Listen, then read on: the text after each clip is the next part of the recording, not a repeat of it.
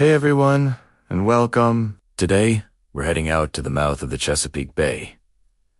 You can almost smell it, can't you? That mix of salt air, the scent of low tide, and if you listen closely, maybe the faint smell of gunpowder that never quite washes away from this place. We were going to talk about a battle where two of the ugliest boats ever built tried to murder each other. Settle in, because this is the story of the Battle of Hampton Roads. It all starts on March 8th, 1862.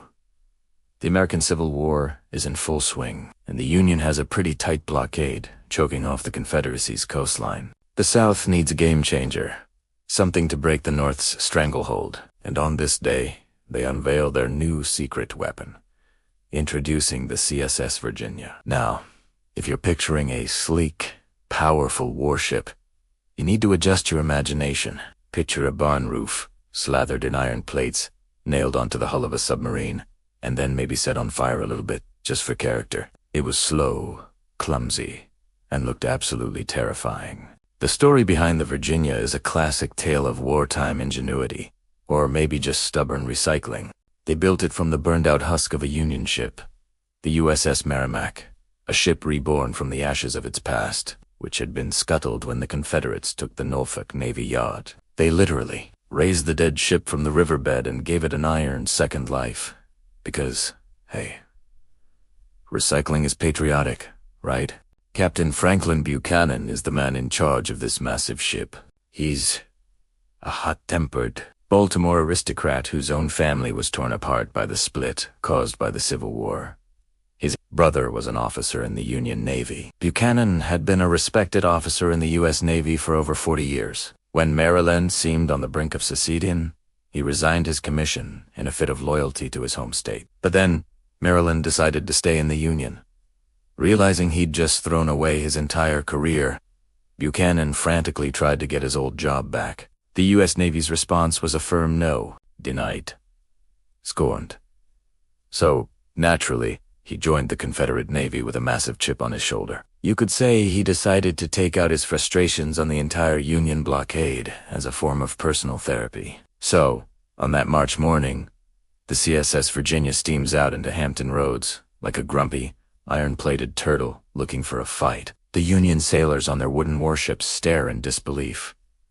What is this thing? They fire their cannons, but the shells just bounce off the Virginia's sloped iron sides with a dull thud. The first victim in the Virginia's path is the USS Cumberland. The Cumberland is a traditional, beautiful wooden sloop of war.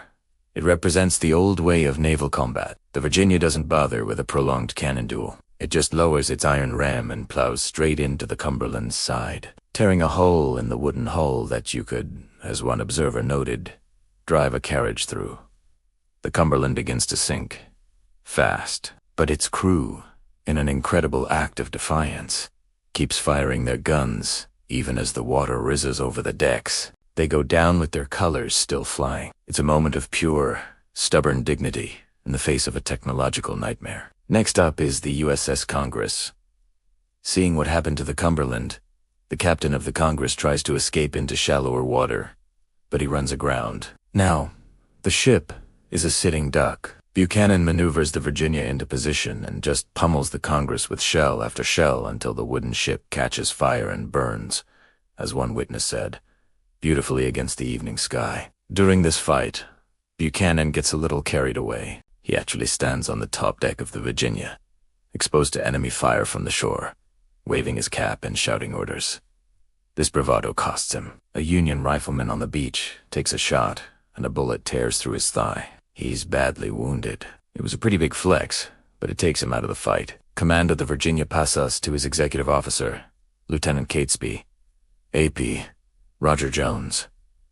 And yes, his middle name is AP. You gotta love those Welsh vibes, in a Confederate gray uniform. As night falls, the Virginia, having sunk one Union ship and destroyed another, pulls back, planning to return the next day to finish off the rest of the fleet. The Union Navy is in a state of panic. It seems nothing can stop this iron monster, but the Union had an ace up its sleeve, or, more accurately, a cheese wedge on a raft. While the Confederates were building their Ironclad, a Swedish-American engineer named John Ericsson had been working on a radical new design for the Union Navy. His creation was the USS Monitor. It looked even weirder than the Virginia. It was basically a flat, iron deck, almost completely submerged. Wida a single, revolving gun turret in the center. To the Confederates, eat loot like a cheese box on a raft. At the helm of this bizarre new vessel is Lieutenant John Worden. Imagine his job. He's sealed inside this revolving metal coffin with two massive guns, trying to steer and fight at the same time. And just to add to the personal stakes, Worden's wife had just given birth to a baby he had never seen. Priorities, I guess. The Monitor had just arrived in Hampton Roads the night before, after a harrowing journey down the coast where it almost sank in a storm. So, on the morning of March 9th, as the CSS Virginia steams back out to finish its work, it's met by this strange little iron raft. The two Ironclads meet in the middle of Hampton Roads, and what follows is one of the most bizarre duels in history. They just circle each other for 4 hours. They're firing at point-blank range, sometimes literally bumping into each other. The noise must have been deafening. The crews inside described the sound of shells hitting the iron hulls as being like 1,000 hammers striking an anvil at once. The heavy shells, which would have torn a wooden ship to splinters, just bounce off the iron plating like angry hail on a tin roof. The Monitor's revolutionary revolving turret gives it an advantage, allowing it to fire from any direction. But its guns are slow to reload. The Virginia is bigger and has more guns, but it's slow and clumsy. The crew of the Virginia later swore they could hear the Monitor's rusty turret squeaking as it turned. The battle rages on, a stalemate of iron and gunpowder.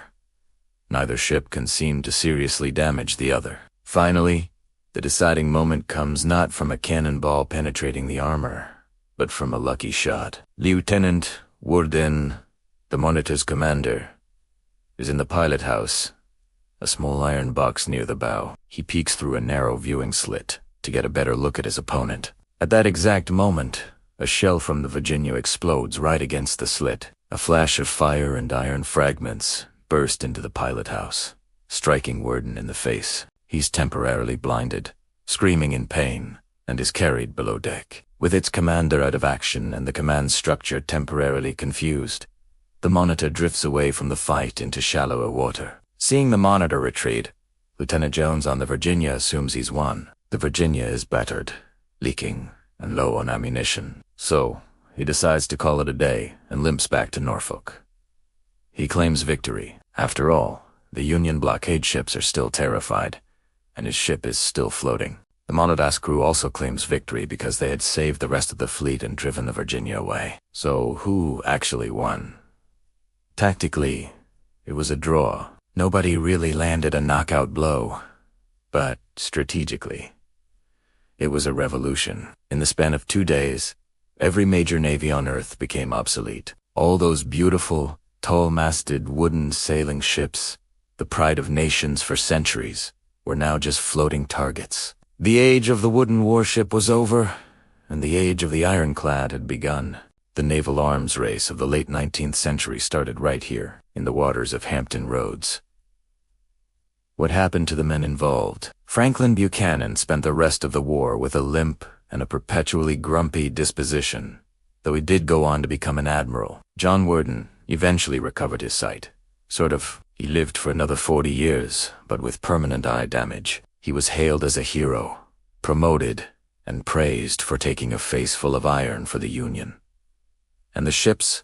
The Virginia was eventually destroyed by its own crew 2 months later to prevent it from being captured when the Confederates abandoned Norfolk. The Monitor sank in a storm off Cape Hatteras at the end of the year, taking some of its crew with it. And that's the story of the Battle of Hampton Roads. 2 floating bathtubs, 1 very expensive tie, and a battle that changed the world forever. If you stand here today, the water is calm. The warships are gone. But somewhere down below, flakes of rust from 2 long-gun ships still drift down through the water like slow, red snow, a quiet reminder of the day when iron monsters clashed and the future of naval warfare was born. Thanks for watching. If you enjoyed this dive into history, make sure to like, subscribe, and hit that notification bell for more stories. See you next time.